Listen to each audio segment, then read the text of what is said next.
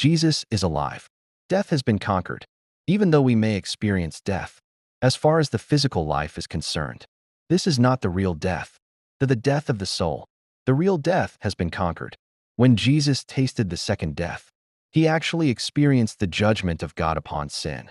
He did not taste physical death for us, because we still have to die.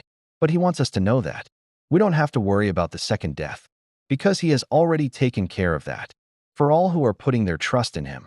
The angel reminded me of how complete God's plans, and gave the reference of Acts 2, verse 24, where he referred to Jesus, saying it was impossible for death to hold him. Why was it impossible? Because it was in God's plan. It was impossible that hell could hold him. Satan was defeated. Hallelujah.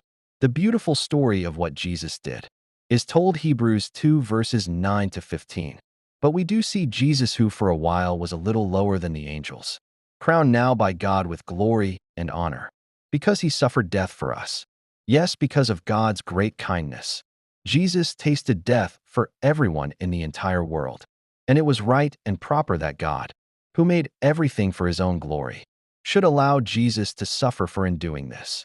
He was bringing vast multitudes of God's people to heaven, for his suffering made Jesus a perfect leader, one fit to bring them into their salvation.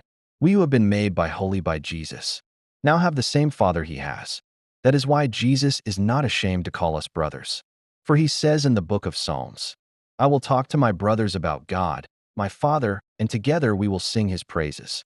At another time he said, "I will put my trust in God along with my brothers." And at still another time, "See, here am I, and the children God gave me." Since we, God's children, are human beings, made of flesh and blood, he became flesh and blood too, by being born in the human form.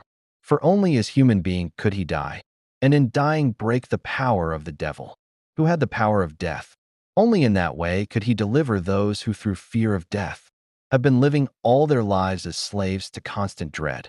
When the people who had put Jesus to death saw him living in those who belonged to him, instead of having only one Jesus to contend with, they had many. In fact, all of those who served him were reflecting his power and his life. The best way to let people know that he is alive today is to let them see you reflecting his life as he lives in you.